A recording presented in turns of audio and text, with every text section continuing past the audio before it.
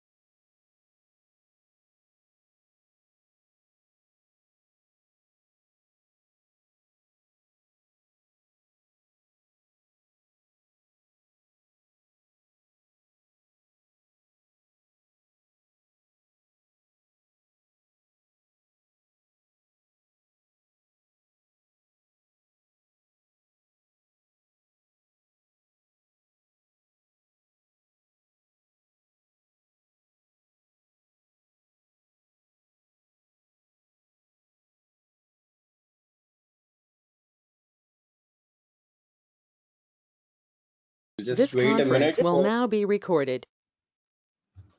Yep. So we'll start the session in a minute. So before I start the session, I'll just talk about a little bit about myself. My name is Sitaram, and I have around 15 years of experience in IT, and out of which around 8 years I'm working in the data area, specifically in big data analytics, data science, machine learning, all these different areas. I work for a large MNC as a data scientist, and apart from that, I also do a lot of trainings. Especially now, I'm doing data science trainings, but before that, I used to also give big data, Python, and other uh, different trainings.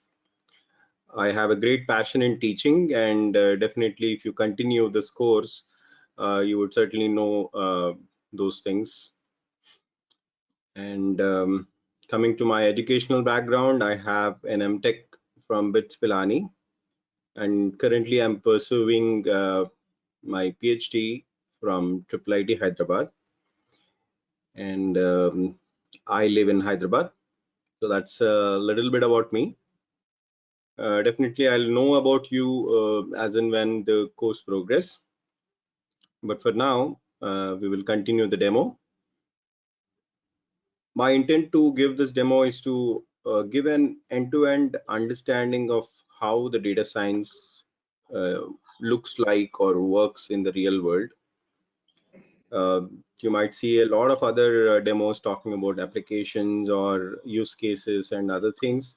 Certainly, we'll discuss those things in the coming few days. But in today's session, we'll focus on uh, understanding the end-to-end applications of data science, how this end-to-end life cycle of data science work. I generally have the sessions on a blue board. Let me open up my blue board.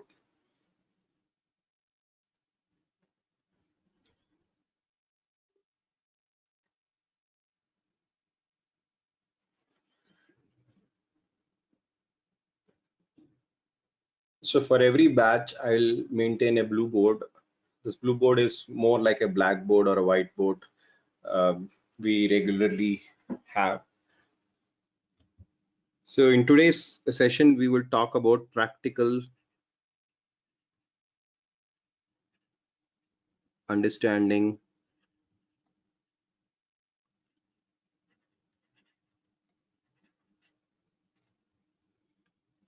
of data science.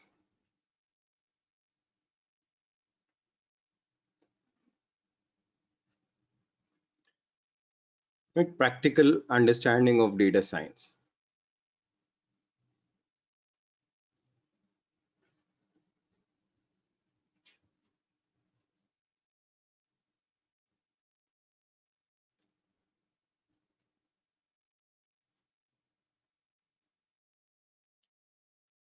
So how was the data analysis done in the past?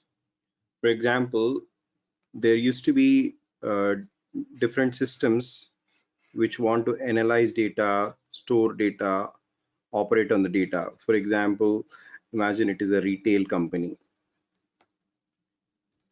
Retail. Imagine a retail company.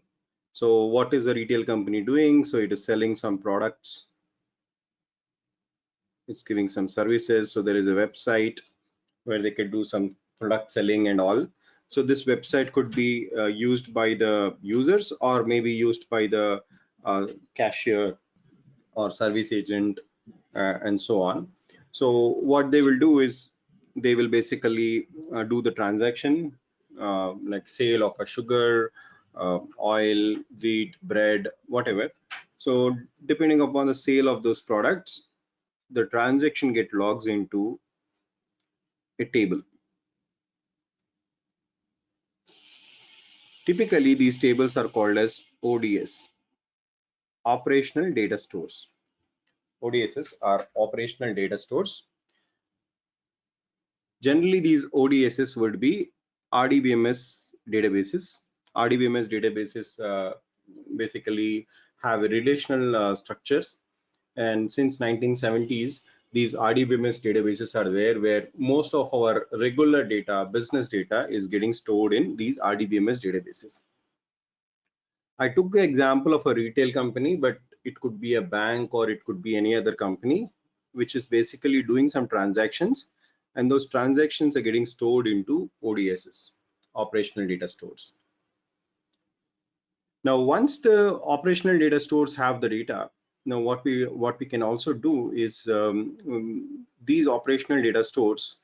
I want to understand, how the transactions are happening. What are the different patterns of the transactions? We want to get some analytical results. So people used to run some SQL queries on these. For example, I want to know how many kgs of rice sold. For getting such kind of understanding, how many kgs of rice sold, how many products of so and so category sold, and so on, and which time of the day, which month of the day, which week of the day there were more sales or where there were less sales. So I want to understand such kind of insights. Then people used to run SQL queries. So when you run some SQL queries, SQL is a database language in which you can do these aggregations, And when you run these SQL queries on the ODSs, operational data stores, you would get some understanding of what is happening. Now, for the month, for the week, for the year, you could do a lot of these queries and you could get these answers. Answers could be created in the form of a report or in the form of a table and other things. So likewise, that could be percolated to higher up authorities. Now, this was pattern which was followed for many years. Now, what happened is this was working pretty well because these SQL queries used to run throughout the day whenever required or on demand. So the business was also very simple, very straightforward, and these SQL queries, whenever they are required on an ad hoc basis, they used to run. But as the business grew, the number of incoming transactions grew, these SQL queries, if they are run while the transactions are happening, were causing problems, right? So because these SQL queries run at the same time, it might do some update, it might do some retrieval. So there are some database logs and so on. And because of that, what we are seeing is there's a lot of problems for the front-end transactions. So the front-end transactions which are happening were having some delays and lags and so on. Now, people realize that people who are working in the entire enterprise realize that these SQL queries and the front-end transactions were having problems. Now, because of that, a new trend got created. What they said is, my business used to run from 9 o'clock to 5 o'clock. So 9 to 5 is my business timing. So what we'll do is, let us run these jobs, whatever the SQL queries and whatever queries we do as jobs, let us run these jobs and in the later part of the day. So in the evening or maybe in the night. So if it is a big long running job, you run it in the night, say like 12 p.m. or 1 a.m., 2 a.m. like that. So these reports get created by the early morning so that they can be sent to the executives or higher up officials or whoever. That's where your nightly jobs came into picture. So what these nightly jobs do, the nightly jobs are primarily focusing on running the same SQL queries, but not during the day, but during the night. And they are also used for doing the data analysis specifically in the descriptive nature. So we are trying to do a descriptive data analytics. So the descriptive data analytics, where we are trying to understand how the description of the data set, what is happening, like in the form of in the form of like quantity, quality, and other things. We are trying to understand that. Now, this used to work very well. So in the morning, business used to happen. In the evening, in the night, the jobs used to run, and this used to also work for many years. But with the advancement of internet, from the internet era 2000 onwards, what we are seeing is these businesses are no longer confined to 9 to 5.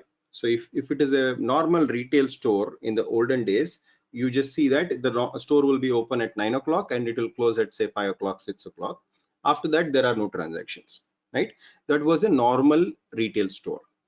But nowadays, what we see is we have this internet access, everybody can book online. So all these things have come into picture. So with the advancement of the internet era, the applications of websites and all those things, it was no longer a 9 to 5 business, but it was a 24/7 business. That means that anybody can book at any time, and the booking can happen in the morning or afternoon, in the night, or at any time. And one other thing is that with the advancement of geographical boundaries, so the demographics have completely changed, the geographical boundaries have completely changed, and because of that, the companies which used to be only confined to one particular place or one country now have expanded because of the globalization. So what happened? The company in US is now set up in say Australia, or it is set up in Singapore or India or Europe, any other countries. So what's happening when the US is sleeping, the other part of the world was awake. So the transactions were happening 24/7. So both of them have impacted the time of the transactions. So what it kind of created a problem is there was no lean period, where I can say my databases are very free and now I can go and run queries. So there was no lean period in that space. Now, because of that, what people decided is, okay, let us not run any queries on these databases. Let us not run any queries on these databases. What we'll do is we will simply extract, and this extraction is a very quick process. Simply extract the data from the ODSs and then can create a replica copies. Now, those replica copies are called as data warehousing. They're called as DWH, data warehouses. These are replica copies. Sometimes the replications are direct, and sometimes the replications are some extraction or transformation of your input data. So the replicas were created and the queries were run on the data warehouses. And when the queries were run on the data warehouses, the good thing is that there is a decoupling of your front-end systems and the back-end systems. Now, data warehousings are primarily used for those purposes, and past 20 years we are seeing that there are a lot of usage of data warehousing solutions, reporting solutions, and all those things have come into picture. And what they are primarily used to do is to decouple the front end and the back end systems. So my queries can run on the data warehouses, which are similar ODS kind of a tables. But when I decouple this, the advantage is that you're no longer having problems with the front-end systems which are interacting with the tables, and these data warehousing solutions can be independent, and there are a lot of advantages. Apart from these advantages, the ODSs were only able to store current data. That means that as of today, whatever is happening, that information you'll have. But what happened last month, what happened last year, and what happened the year before, we do not have track of the data unless until you run some analysis and then keep that stack.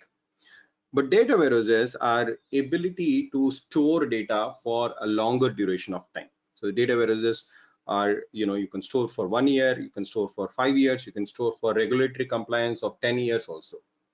So when you're having this ability to store the data for a longer period of time, you also get the ability to analyze the data. Now I can compare this month's performance with last month.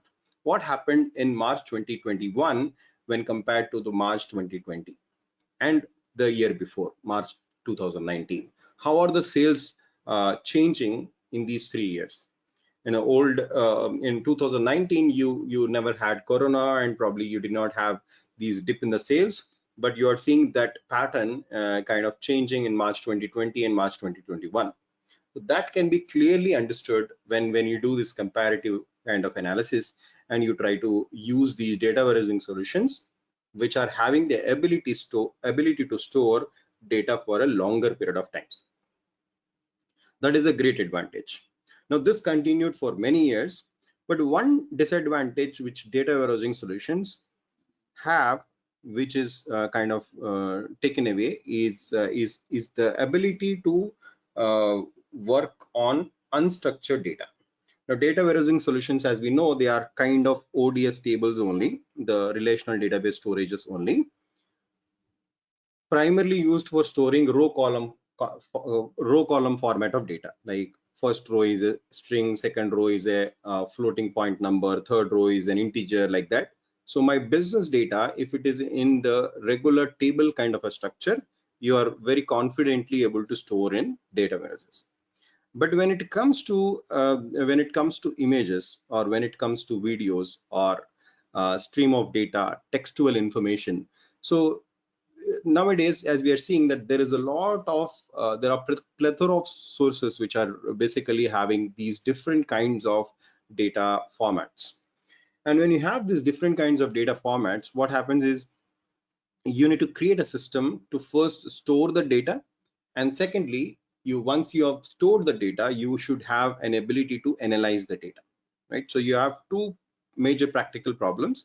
First one is, how do I store these different types of data so that I don't have a limitation to store it in a SQL database, but I have an ability to store in a place which is not confined of the shape, format, and other things. I could store any type of data. That should be my first target.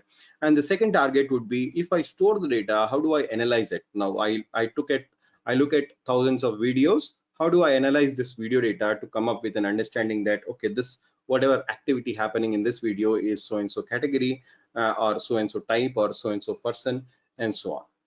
Now, how do I do it is a second problem. To solve that, people have created something called as, data lakes. You might have heard about this word, data lakes.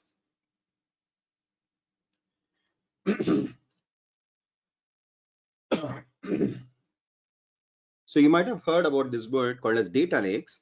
Now the data lakes are primarily, initially they are stored in a systems like Hadoop.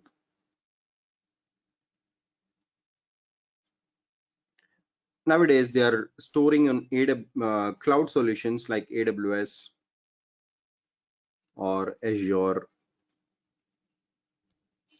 or GCP or so on. Now, what are these data lakes? They are the storage solutions which are capable of storing any type of data. Now, the data can be in the form of videos, images, text files, or anything. So it can store all types of data. So it could be a video data,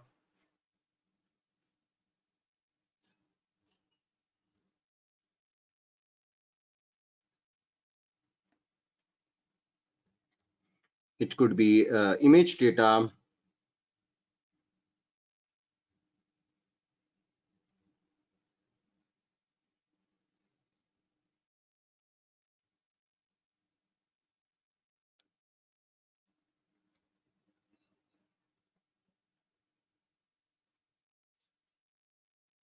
it could be any textual data. So, or it could be say like a log file, right? So there will be a lot of system logs, operational logs, and so on. So it could be storage of log data. It could be storage of some sensor information, for example, some sensor data.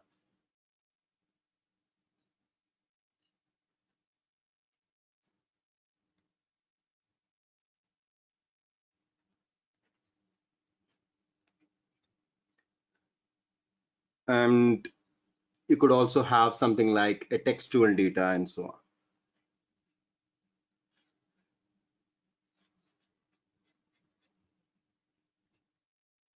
Now I just gave some few examples. I could go and talk about a lot of other things. It could be video data, image data, log information, sensor data. So logs could be in the form of system logs, operational logs, any clickstream information from the websites. A lot of those things fall under these categories. Now with the advancement of Internet of Things and other things, we are now getting a lot of sensor information, a lot of devices connected to different sensors. So these sensors pour in a lot of information. So all this information is now getting stored in cloud-based systems. These are called as data lakes, and the data lakes have the ability to store the data. And once you store the data, now you could also perform a lot of analysis in the form of data retrievals, data processing, and applying some algorithms, forming some machine learning and different approaches and so on. So once the data is stored, what you generally do is you try to do some pre-processings of this data. So this entire area, whatever you're looking at it, they come under a section called as data engineering.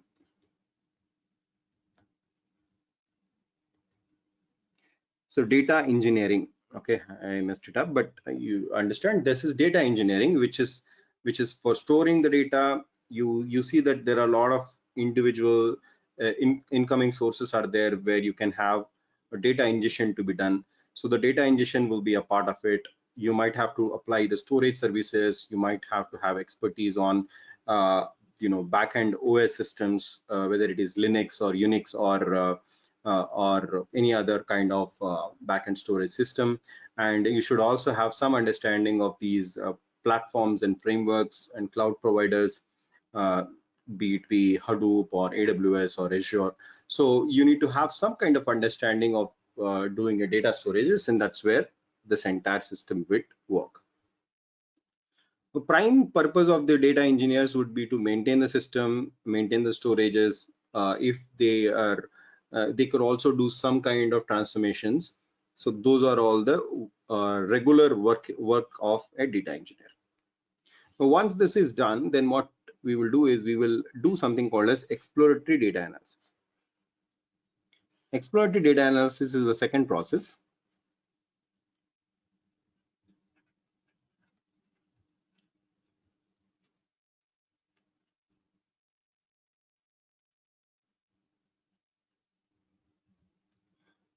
So once the data is stored, you try to do something called as exploratory data analysis. So if you have any questions, I would recommend to use the chat window.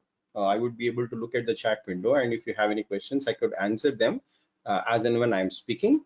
So I would recommend not to use, uh, your microphones at this point, because it will, hamper the flow of the session.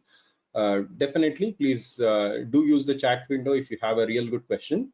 Don't hesitate to put it in the chat so that you could get an answer. I'll make sure that I provide the answer, but I hope you guys are following whatever I am saying till this point, right?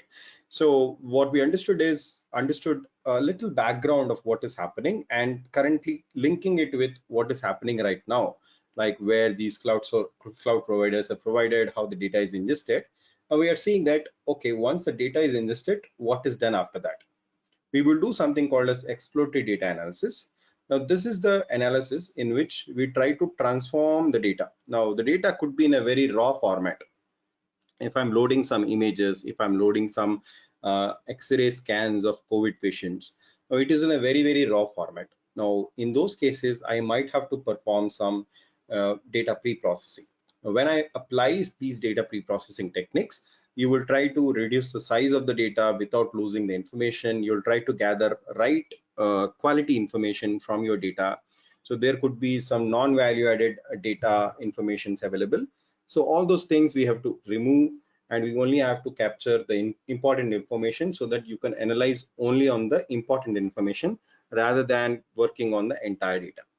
If you work on the entire data, the problem is that your algorithms might get a little biased.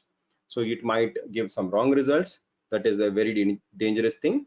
And second one is the algorithms might spend a lot of time try to find the patterns. For example, you're trying to do analysis on loan eligibility. Now, if I'm looking at a loan eligibility thing, now what are the things which would be required in loan eligibility? I might need to understand the person's salary, person's bank balance, what is the age of the person, what are the other liabilities of the person, and so on. I'm not worried about the phone number of the person, or maybe some other other details which are maybe a personal information, which are not giving any clue about the about the ability to provide a loan. For example, I could have a field which is having what is the favorite color of a person. Now, if the favorite color is blue or red or maroon or maybe green, it doesn't matter like to give a loan or not, right? It doesn't give me any clues about the ability of loan providing ability to a person. So likewise, my data can have lot of columns which are non-value added. They will not add any value to my final analysis. So in such kind of a cases, I might have to do some pre-processing techniques by removing some columns, by adding new columns, doing transformation of the existing columns, and so on. So there are a lot of techniques which are applied. They fall under data pre-processing.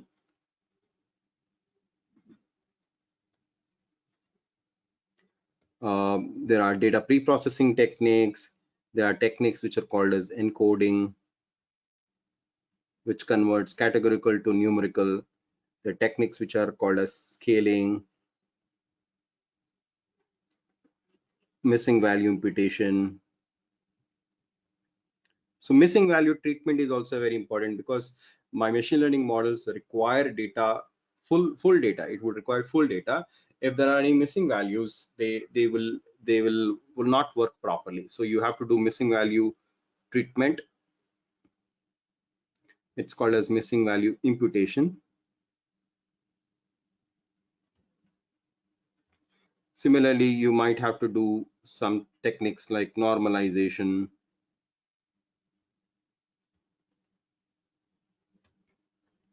We might have to add or delete columns. So a lot of transformations will be done in this format. You might have to do a lot of pre-processing techniques, encoding, scaling, missing value imputation, normalization, addition, deletion, and things like that, which will make make the data perfect. Apart from that, you also run some visualizations in the exploratory data analysis, which will help you to look at the patterns of the data. Now, if you are able to identify the patterns of your variables or patterns of your data, you will be able to make some meaningful decisions about your data patterns.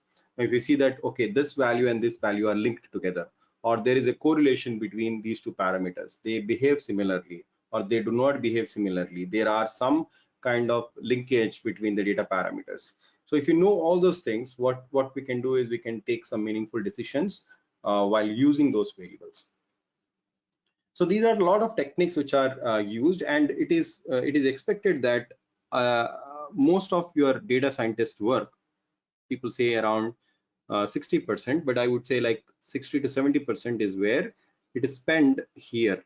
60 to 70% is spent at this place where you try to do a lot of pre-processing. So including the data storages and transformations and other things, you spend a lot of work here. Once you kind of do the data pre-processing, the next thing is you try to apply something called as modeling. So people give a lot of importance to modeling, but I would say that this is the least thing, because you would have a standard template for applying the modeling. So modeling is nothing but algorithms.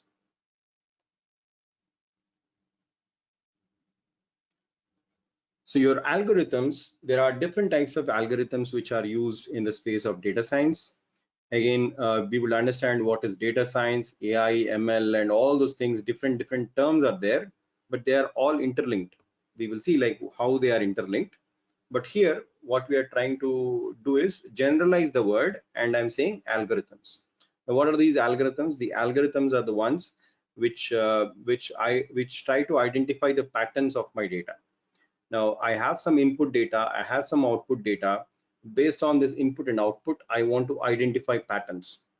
I was saying that, okay, we will give some X-ray scans of your, X-ray scans of lungs, and then trying to determine if the particular X-ray scan is a COVID case or a non-COVID case.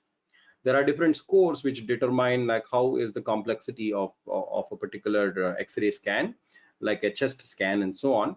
So depending upon that, we should create an algorithm which can identify the similarities, and based on that, it tries to identify whether it is a COVID case or a non-COVID case. For that, we can apply a lot of different techniques. And mainly these algorithms are divided into three major subsections. They are called as supervised machine learning. Within the supervised machine learning, we have something called as classification techniques.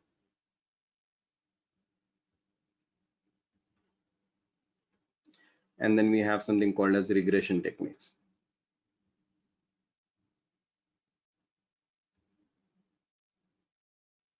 Second one, we have unsupervised machine learning.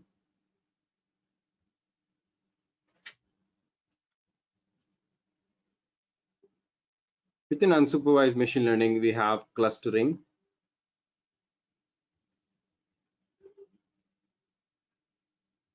We have something like market basket analysis, PCA. Don't worry about the names and other things, but just understand that there are a lot of these techniques which are available, which could be used.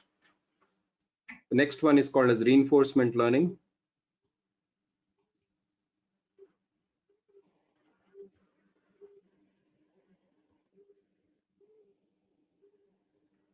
So we have supervised machine learning, we have unsupervised machine learning, and we have reinforcement learning. There are different techniques which are used for using this.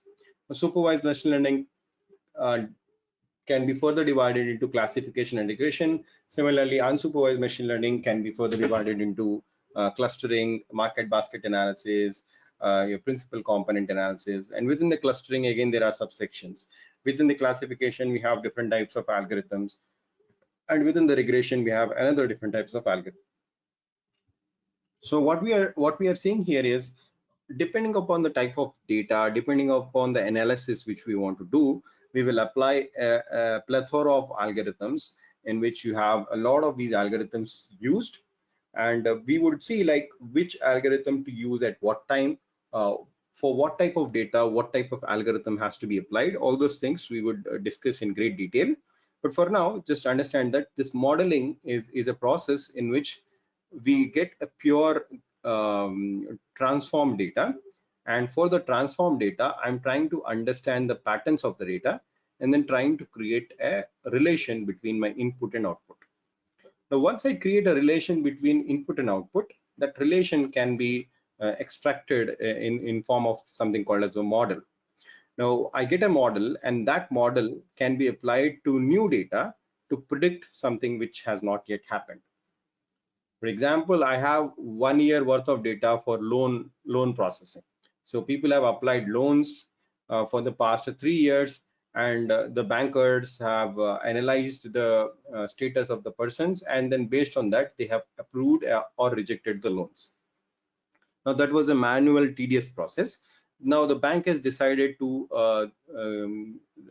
automate this process and apply machine learning process. Now, what they have done is they have given all the previous input applications and the decisions made for those applications. So application might have different age groups, different salary limits, different bank balances, different spending habits, and all those things. And based on those information, bankers have provided their feedback. Like experienced bankers told that, okay, this person has to be approved for the loan and this person has to be rejected. Now, taking that information, we kind of create a model which basically looks at the input output parameters and then try to create a generalization model which can predict, given a new record, like say we use a model and then give a new bank application who is wanting for a loan, which has a different age, different salary, different lifestyle habits and other things. Based on all those things, you would try to do the predictions. That's how these models will be created. Now, as we see, this is a tedious process and this doesn't happen at a one go. So we might have to do iterations. Now, these iterations happen multiple times. Now, these iterations, this process goes in an iterative manner, and the iterations we do something called as hyperparameter tuning. So what is a hyperparameter tuning? A hyperparameter tuning is a process in which you try to tune these models. Now the models will have a lot of parameters. The models are mathematically inclined. So we will look at what is the mathematical background of every model. Every model will have some kind of mathematical inclination, and there are a lot of knobs which has to be adjusted. So those knobs are called as hyperparameters. So we are passing some parameters to the models. So those models have to be adjusted. Those parameters have to be adjusted so the model perform to its best. Now you can also compare a couple of models. You can compare a model A, model B, model C, do the tuning for all the hyperparameters of the model, and out of which you select one model which is giving you the best performance. So this techniques will be used where you're trying to identify the best models, best performance, and you try to get the output of your models. Now that is called as hyperparameter tuning, and the purpose of that is to identify the best model for a given set of data. Now imagine you already got a best model. You have selected a model A, which is giving you the best performance. Now what you do, you then deploy that model onto a common place. Typically that could be a cloud solution. So you kind of deploy that onto a cloud, deploy that model as something like an API.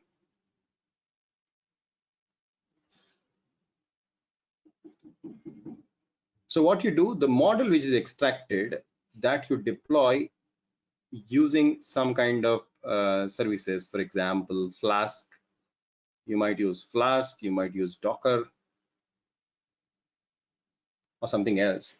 And what you do is you deploy that onto a cloud solutions, suppose say AWS as a cloud solution, as a common place where the model can be deployed. Now, when this model is deployed as an API, what is an API? API is an application programming interface. So you would have an endpoints to the API. So it will expect some input parameters. It will give some output parameters. Now let me take the example of the bank loan application. So for a bank loan application, what will be my input parameters? What is the age? What is the salary? What are the bank balance? Different other parameters, liabilities, and all those things. Those all will become my input parameters. My output parameter will be whether the loan is approved or rejected. That is an output parameter. We can go a little further and can also get a we can also go a little further. No, she doesn't send something. She sent wow, very nice. It is a fact. She sent wow for the diamond picture, and she sent very nice for the painting picture.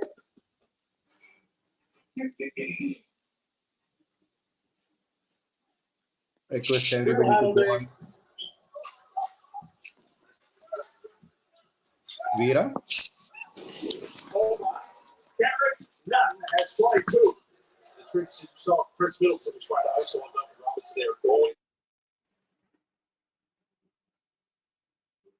Thank you. So what we are discussing, we will create an API. API is called as an application programming interface. And what this application programming interface will do is it will have input output parameters. Now the model is exposed as an API so that it can accept some input parameters. It will perform the prediction and then give out an output parameter. Now the input parameters for the loan application, we discussed that it could be age, salary, and other things. And output parameter could be the approval status. Is it approved or rejected? That is one kind of output. We can also give, like, if at all it is approved, we can also say like what is the amount it is approved. Say if you're talking like $100,000 is approved, so we'll say like for such and such loan application, $100,000 are approved. So that can be your output to your model. So you can integrate a front-end system. Now you can integrate a front-end system, which is maybe like a website or a mobile app, which is accepting some inputs. There are some inputs, and there is a submit button. So once you click the submit button, the request will come to your API,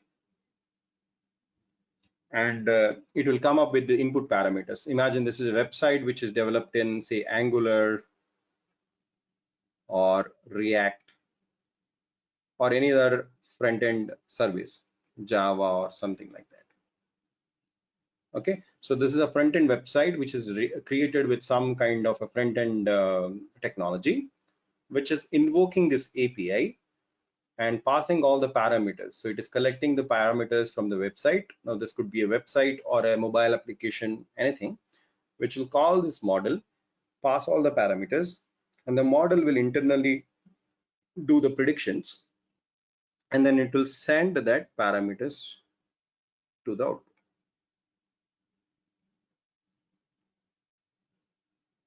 Now, this is how it works like this.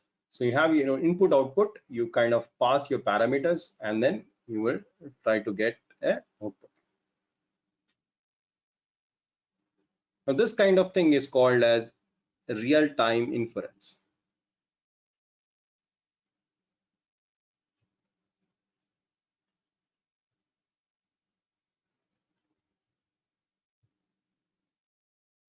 This is called as real-time inference. In the real-time inference, what we are doing, we're trying to create an application or a mobile app or whatever, which is invoking my API, which is deployed somewhere.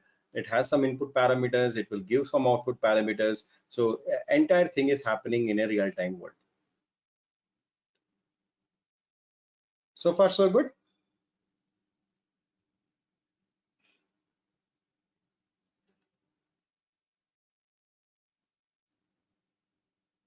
Right?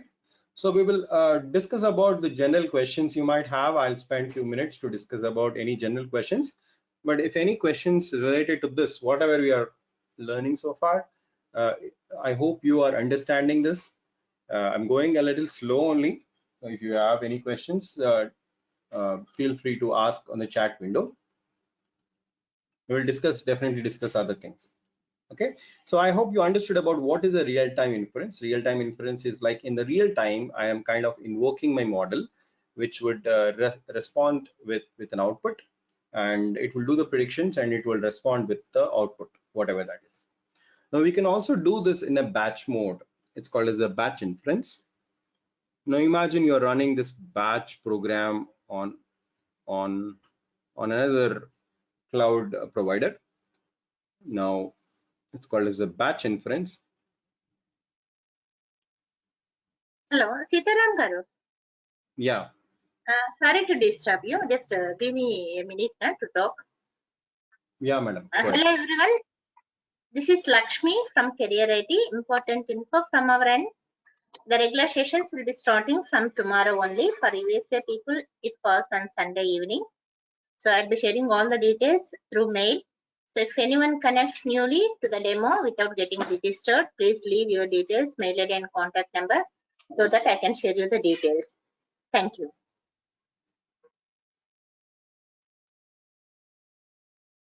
All right. So please get in touch with the organizers so they will provide you more details if you need any. So we're talking about something called as batch inference. So batch inference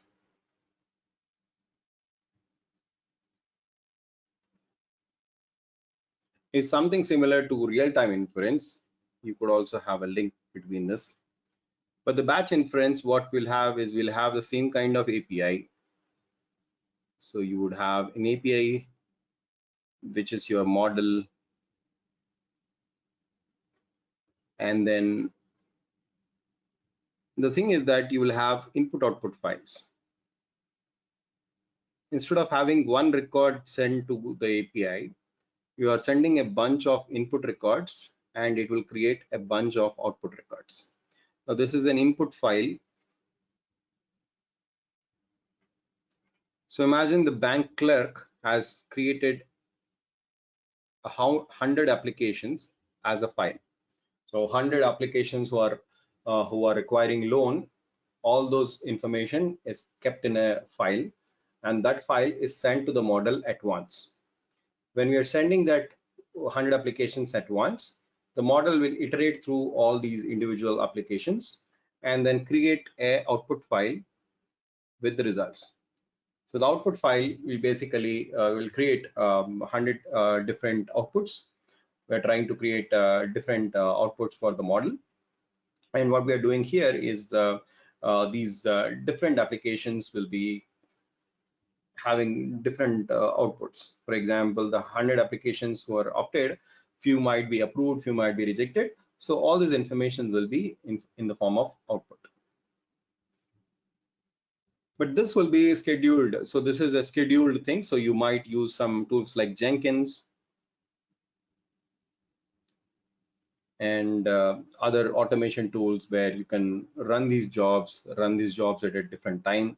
Say like at 1 o'clock, these job run, and it will run for say 1 hour.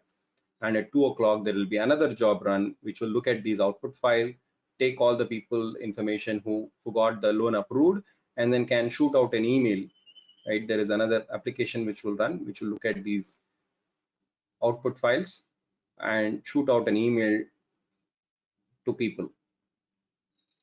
This is an email service, and shoot out an email to people with the approval things. Say the email will go something like, congratulations Sitaram, you are approved for 100K loan, and this is how the output would be provided, right?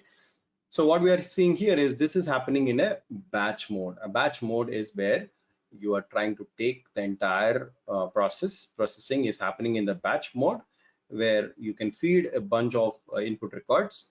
It will go through all the input records, create an output for the corresponding input records, and after that you can have another jobs which are chained together, so they can be invoked after this process is done. And last but not the least, you would also perform something called as data visualization.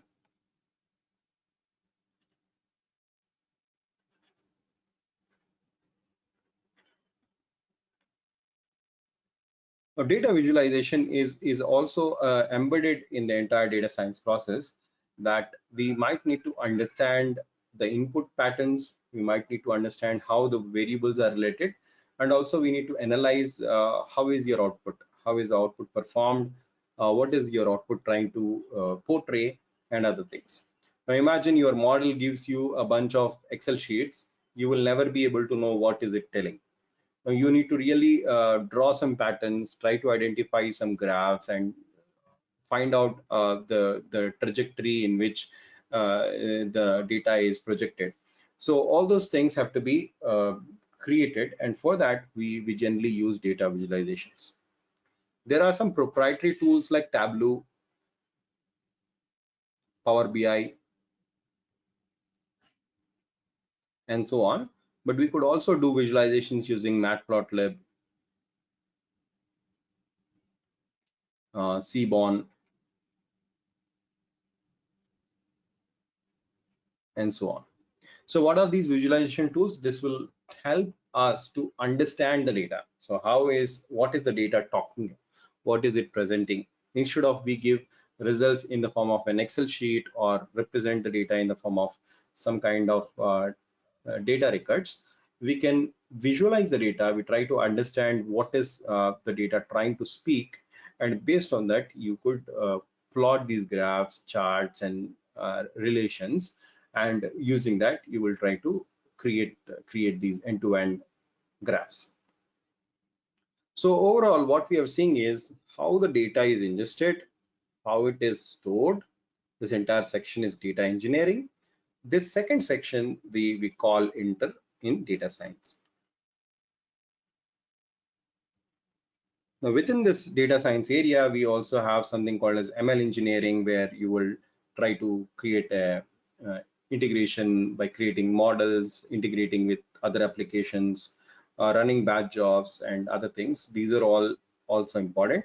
People will only talk about modeling. People will only talk about modeling. They say that they will say XYZ model, and this is giving some accuracy, and that's what is data science. But that is only one small piece of data science. It is very connected with a lot of other things. We need to know how different explorations are done, how different data pre-processings are done, how the model is deployed, what are different services which has to be used for deploying models in the real time, how to deploy the models in the batch mode, how to plot some graph, charts, analysis, and other things. So all these things will be related, and all those things will help you to analyze your data.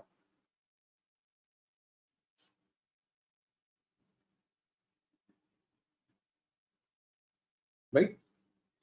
So there is a question like, are the enterprises using data links only for reporting purpose or also for real-time applications? So they will be used both for real-time applications and visualizations. There is no hard and fast rule that only for visualizations or reporting it is used. It is used for both of them.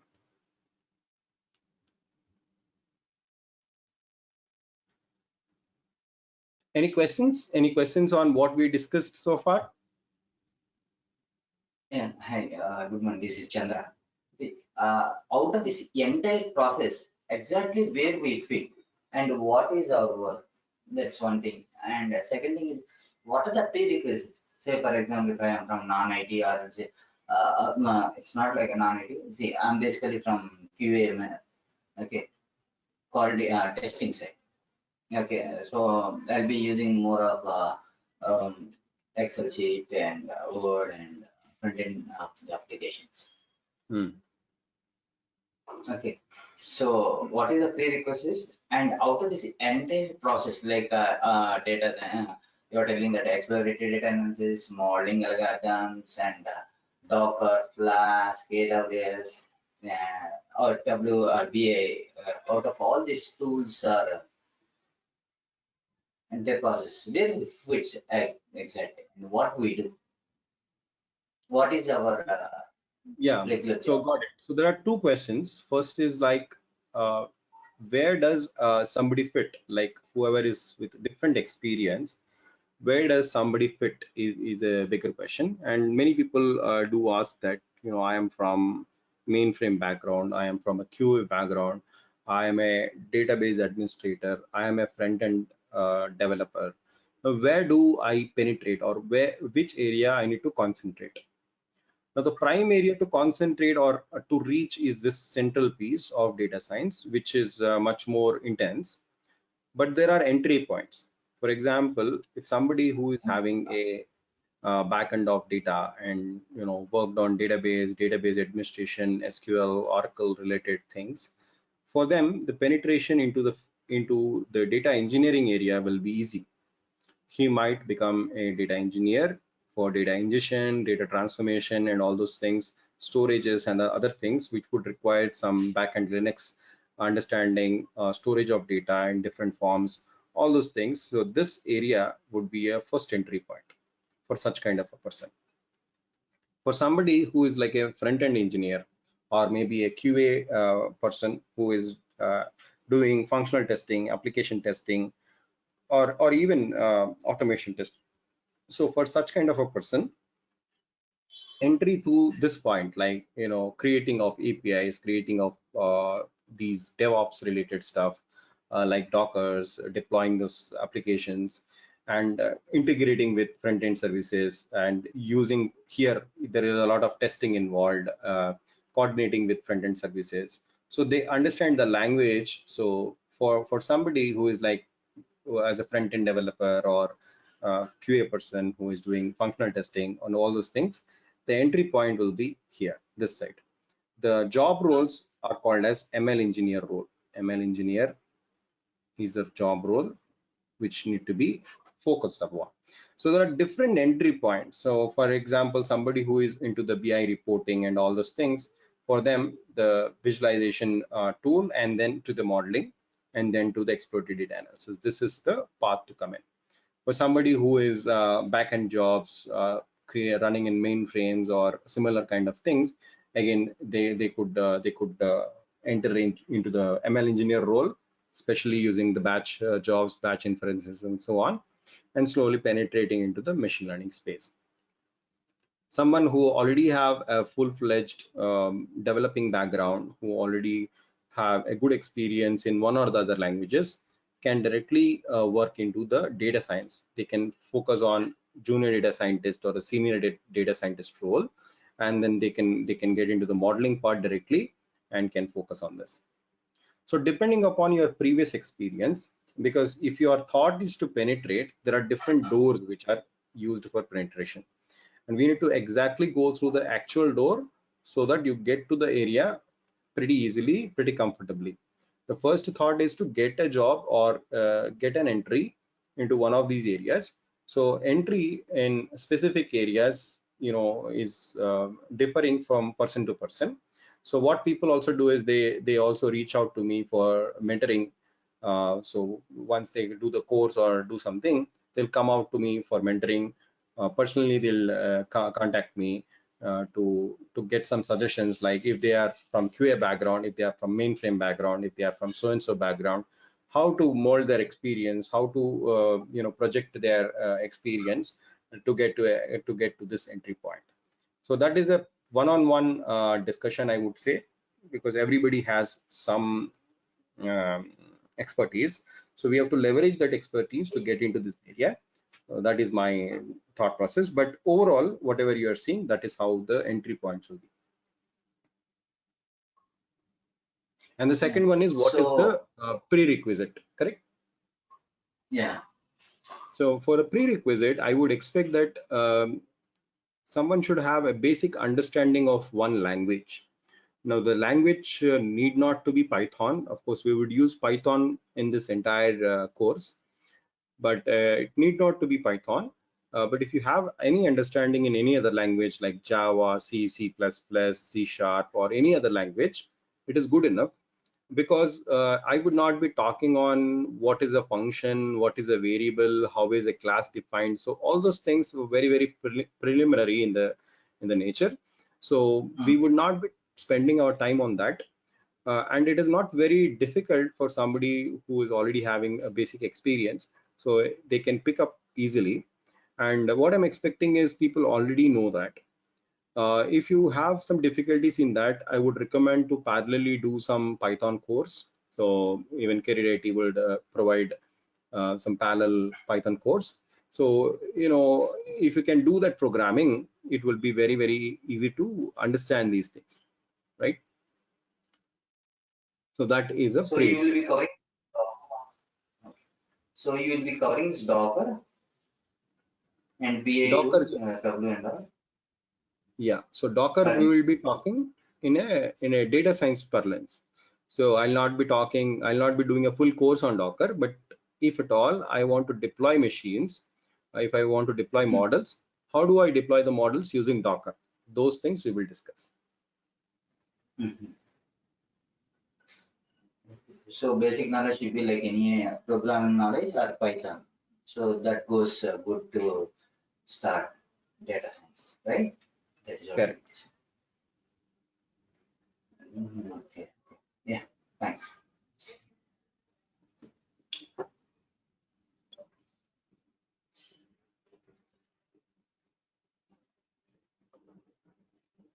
So if you don't have any knowledge of programming, what I would recommend is first do a Python course.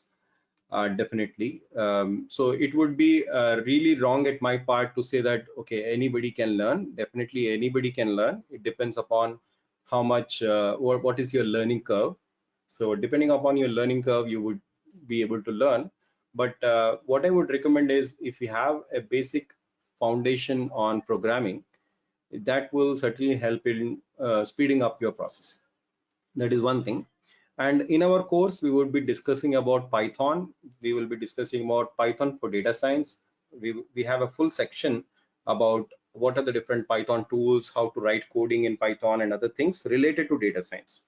Now in that, I will not be talking about variables and other things, but I will tell about how to write Python programs for dealing with data science related stuff and so on. So that will lead you to writing codes in Python, but definitely some basic knowledge need to be there. All right. So it's not very, very difficult as well. If you can parallelly do it, you will be able to do it. And a lot of people have already done it in my courses. So this particular course is for around 2.5 to 3 months. So it's a fully occupied course. So you would be definitely get time to bring up yourself in other language and so on. So do we have knowledge in database? Is it required? Database. Database, I would be covering a little bit. Knowledge is not necessary, required, but if you have an understanding like how the queries run and other things, it's a good to have. But it is not a mandatory because you will be covering all those things. And how about the practicals, like supporting the practice? So for example, we'll go through your sessions, and when we start practicing only, one will come to know that what are the difficulties. So suppose like during the daily, say for example, you'll be taking the class 8 to 9 say for example, if I start after 9:30 practice, so I'll be stuck up in somewhere in the middle or in the beginning only. So in that case, I need support, right? So if it is daily class session means I can come to you directly and I can ask others. A group of people will be there where we can share our practice sessions and our thoughts and Yeah, we I can. know. I know. This is a limitation we have right now. That we are not having we are having an online session. But what I recommend is if you're doing practice and so on, you could reach out to us. Career IT team support team is there where you will be able to send out your emails, questions, and all those things, and then we will respond to that. And you can also get in touch with me either offline or anything if you have real major questions where you are facing. But this is a everyday session, right? So every day we'll be meeting. So even if you have some questions, you did some practice yesterday, you have some questions, the next day you can clarify those questions if you have something like that. So I am taking these classes for the past 7 years. So I this online thing is working, and definitely it will work. It's only that the thought process that if it is a offline mode, you will be able to talk to people and other things. That is an advantage, but certainly these things can work. And if you have any difficulties, definitely you can touch base with the team, and they will be able to sort out any questions. And every day the videos will be recorded, so whatever is happening today is getting recorded. Similarly, every day videos will be recorded. They will be uploaded in a drive for you, so that you can go and look at those videos. You can revise them once more if you have any questions. So that can also be done. And this is a technical course. It is not like a theory course. No, whatever we are doing here is a little theory, but as we go deeper, it will be a full technical course. Every day we'll be doing coding. So there will be code exercises, there will be data sets, and all those things will be added to your drives. So you can download them, practice, and all that stuff, right? You could do all that stuff with your exercises. And this would be a 3-month course. We would have every day. So I just would give. So this is a 3-month course. We'll have a daily session. So daily in sense weekdays, Monday to Friday. Monday to Friday IST. And we are starting the batch, I think from tomorrow. What is the day? 17 May. And the session will happen from 7 a.m. to 8 a.m. IST. If you are in a different time zone, you just have to map accordingly. So 7 a.m. IST would be some your time. So you just have to map accordingly. For example, if I take a EST time zone, it would be somewhere around 9:30 p.m. If you take a central time zone, it would be around 8:30 p.m. So accordingly, you have to map the time zone accordingly. So from Monday till Friday, from 7 a.m. to 8 a.m., we'll be having 1-hour session every day, and you'll be going through the course. And I'll be talking about the course curriculum and other things in the coming classes. You will see all those things. But for now, just to keep it in a very simple manner, that this is the structure of the course. We would be doing a continuous technical course throughout the course. We would cover around 20 plus projects. So my intent is to create a project oriented course, so that as and when we do a lot of projects, you will get a lot of practice. Without practice, it will be like a fairy tale to the ears. You will feel it like very nice. Oh, this is very good. But unless until you do a practice, you will not be able to get the knowledge. So with 20 plus projects, what we'll do is we will go do the coding as and long we go through the course. And this is not like a project which will be given to you. You will be doing as and when you're doing the course. And apart from that, you will be having 2 plus capstone projects which you have to do, right? So we'll do 20 plus projects and 2 plus capstone projects. And in the end of the course, we would also have resume support. You would interview preparation support.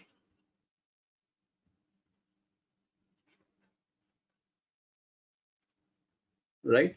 So those are all the additional things, these are case on case basis. You come back to us saying that, okay, now I'm ready, let us prepare my resume, or help me in getting the interview preparation done and all those things. So those are case on case basis, like how do you perform and how do you do. Based on that, we would help you to do all this support. Got it? So these are some of the general things. If you have any other questions, you could let me know. I'll be happy to answer. So what are the specific technologies you're covering? So I'll be talking about that in tomorrow's session, because that's a full session. We'll go through the entire course content. You'll spend like an hour to understand what is the entire structure of the course.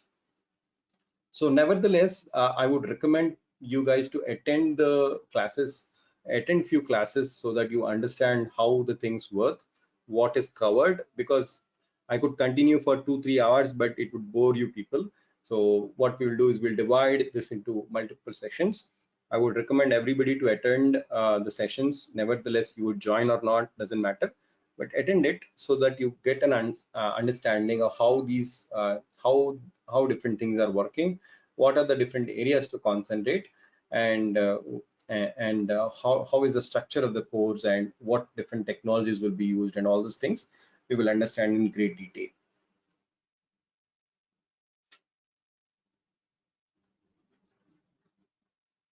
Got it? Any other questions?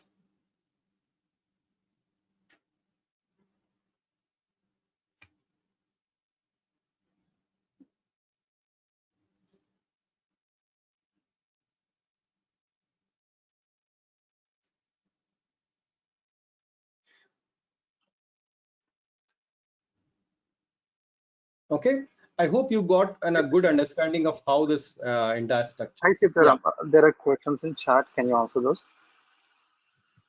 yeah, I looked at it. We're talking about what are the technologies and those things covered, right? So those, Yes. yeah, so we would spend a good session tomorrow on these, because we will go through the different areas, topics and other things. But primarily we'll be talking on Python. We are using a different machine learning techniques. We'll be talking about scikit-learn, NumPy, pandas. We will use different frameworks like TensorFlow, Keras. So there are those things will be covered. And apart from that, we would be using cloud systems like AWS. We will understand uh, app development, REST API development, things like Flask, deployments like Docker, Jenkins. So these are all the things which would be used. The cloud is something which is integrated to data science, but it is not a specific thing to learn. Um, so we will be covering about AWS. We will be covering about AWS a little bit, because I have a good experience in AWS, so that you'll cover on AWS. But the same things can be replicated to other cloud technologies like Azure or GCP or things like that. Okay. And for data visualization, you will be using Tableau or Power BI. We would be using Matplotlib and Seaborn. So Tableau and Power BI, what I was giving an example. So if time permits, we would look at few examples of how to perform visualizations. But we will be using Matplotlib and Seaborn, which are Python-based tools for doing data visualizations. Okay. Okay. Thank you, Sitaram. That's my questions. Any other questions?